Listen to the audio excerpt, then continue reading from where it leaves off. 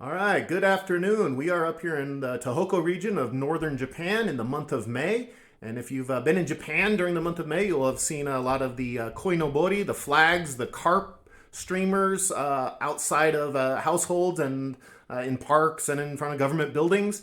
And you might have seen the Kabuto displays, the armor, the samurai helmet displays. You'll see a couple of them, three of them there in the background. We'll go over those here in a second. And that is all celebrating Tango no Sekku, the Children's Day, Kodomo no Hi. There's usually a emphasis on sons or boys during this festival. The previous month, April, Hinamatsuri focuses on daughters, on the girls, and so Koinobori is it's for all children, of course, but it has a male focus on it. And if you look through the history of Tango no Seku, depending on what time period in history, it usually has a male focus. But I wanted to go through these Kabuto sets, these armor sets that you see behind me, because you'll see them everywhere in Japan right now. So I wanted to give you a little background on that and where that comes from. And these are some nice sets behind me. So I'd like to show you what they look like, and so you can talk a little bit more intelligently about them. So I hope you enjoy this. I certainly enjoyed putting this together and doing the research behind this. And let's go ahead and get to it. Okay, and so these three Kabuto sets, Kabuto just means helmet, okay? It's just a combat helmet, and that's what these are. These are miniature combat helmets, samurai helmets. These sets have been around for several thousands of years, and they are put out in May for this Tango no Seku, this Boys' Day, this Children's Day. Okay, but the history of why you put out armor in May is kind of interesting. If you've been to Japan in the summer, you know that the summers in Japan are super humid, super hot, and so back when armor used to be made out of just straight metal, they didn't have stainless steel or anything like that. They would have to worry about rust and mildew and everything like that. So after winter passed and they started getting into the humid system, the samurai of yesteryear would bring out their armor and set it up before things got super humid, and they'd put it up on display so that air could move around it, so that they could actually so that it wouldn't rust, so it wouldn't break down, wouldn't mildew and stuff. So that happened in May, and so that tradition, as the samurai households, the kind of the richer households would set those up, it kind of spread to the whole population, where you would have these little displays, these armor displays. And that's how the tradition of doing that in May, in the fifth month, came about, as you can see here. But eventually, it started becoming associated with boys, with sons, and that's where they started putting up the koi and the koi flags, and we'll talk about those here in a second, a little bit. But I wanted to go over these Kabuto sets real quick. Okay, now I'm going to start with this one in the back, and the reason why is this actually has a face mask. Okay, and so that's actually a pretty interesting part here. Now, these are miniature, right? These aren't real samurai armor sets. They aren't real helmets or anything like that. But I just want to talk a little bit about what you're looking at here. All right, let's talk about the pieces and parts of this Kabuto set here. We'll start with the most obvious part, the most noticeable from a distance, and that's these horns here. If they look like horns, and that's what they are. They're actually inspired by the Japanese deer, the deer horns. It has a very strong Shinto association with that. They're purely ornamental. Okay, they don't really provide any actual integrity to the armor. They don't protect from any specific types of blows. They're mainly just to be ornamental, to be on display, make you look big and impressive, and it certainly does that. These things are actually called a kuwagata. Kuwagata, they're the horns on the Kabuto set. Very beautiful. And you get in here and on these little miniature sets, the ornate details here are actually quite impressive. For a very expensive one, these are gold gilded. There might be a little bit of gold on this one, but mainly it's for looks. Okay, if you come in here and come straight on, you see this little dragon guy come back here to the side to give you a better view of it here. Again, this is purely for ornamentation. The little gold gilded dragon. Obviously, this is a military helmet for military endeavors. And so the strength and daring and cunning of a dragon is definitely something you would like on your side. As I mentioned earlier, the Kabuto itself is just the combat helmet. Okay, this is the part that protects the head. Got these little spikes on here, little bit of ornamentation, but this is the actual Kabuto. Everything else on it that we're talking about is kind of the ornamentation, everything. We'll direct your attention to in the back, this neck protector back here. This is made out of little pieces of iron that are tied together with cord. Okay, this part is called a shikodo. Shikodo. Okay, that protects the neck from blows and from behind and stuff like that. So the knotwork can be very ornate, very beautiful. Okay, then these little splayed out pieces here on both sides. These are the fukikaishi. Now remember that the katana and the swords of that time, they were slashing weapons, okay?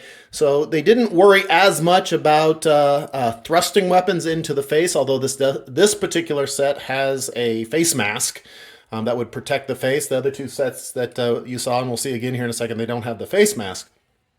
The richer samurai would have a face mask to protect or some sort of guard here. This is a very detailed face mask here, very ominous and scary looking, okay? And that would protect from, arrows or a thrust. But remember, the katana is a slashing weapon, okay? So these fukikaishis on the side is what protected the face from slashing attacks coming from the side.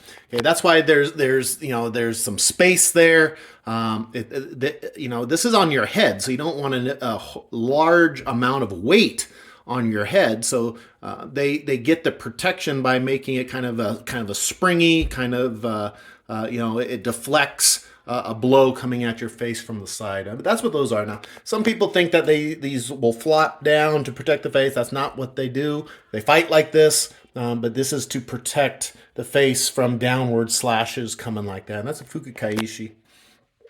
And then on this one, this is a little bit older set, handed down from my wife's family. So this chin strap here that you see showing a little bit of age there. The Japanese name for this chin strap, of course, is a shinobio. My pronunciation in Japanese, it's the best I can do. If I butcher it, I apologize. But that's just chin strap for the helmet. Then you get into some of the details here, and just beautiful detail work here. You got a dragon on the fukikaishi, another dragon over here on this side. Okay, so very beautiful. Now, if you come over here to the one we had on the left, okay, the horns here are probably about the same ratio. Okay, now different areas of Japan will have different designs on these horns, these kuwagatas. Okay, this one has probably the same ratio as the previous one, but this doesn't have a face mask. It has the fukikaishis, but it has the bow, the yane. Okay, little arrows here, little ornamental arrows, obviously not usable. But this is just a little miniature.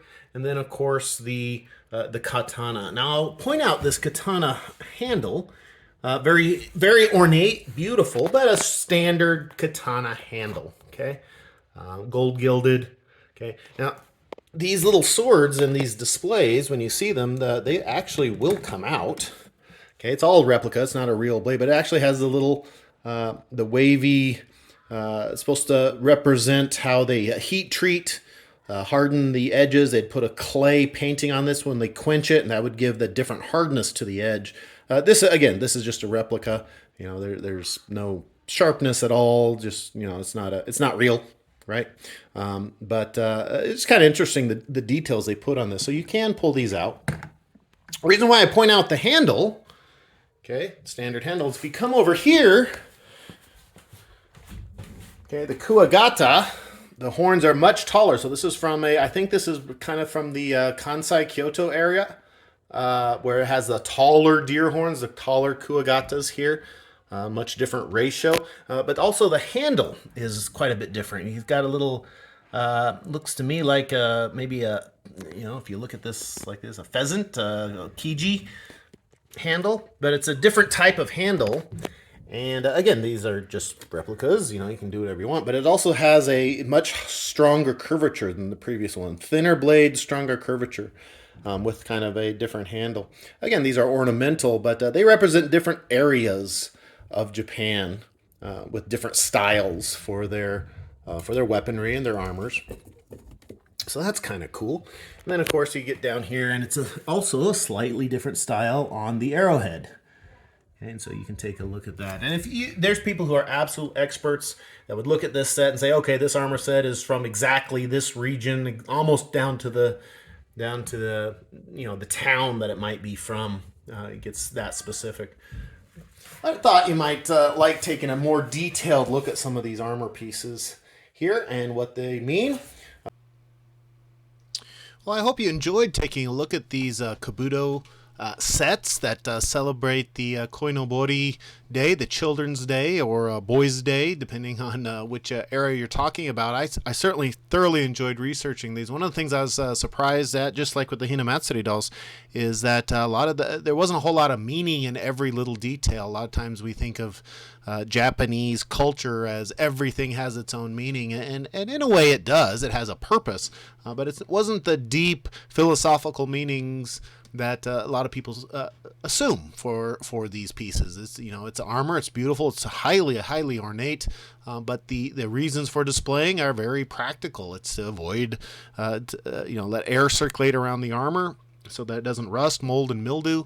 And it became to be a very simple celebration of Boys' Day. So hope you enjoyed this. I certainly enjoyed putting it together. Again, just like Hinamatsuri, I'd like to express my extreme gratitude to my wife's family and some of our friends for their donations of these pieces to our collection. We will pass these on to our sons and daughters when it's their turn to build their collections. So if they ever make a video of these, they'll show their age a little bit more. But they're magnificent pieces, been in the family for a very long time, and we hope they'll be for a very long time to come. Thank you very much, and please like and subscribe this channel to support these videos and to keep them coming. Have a great day, and I'll see you next time.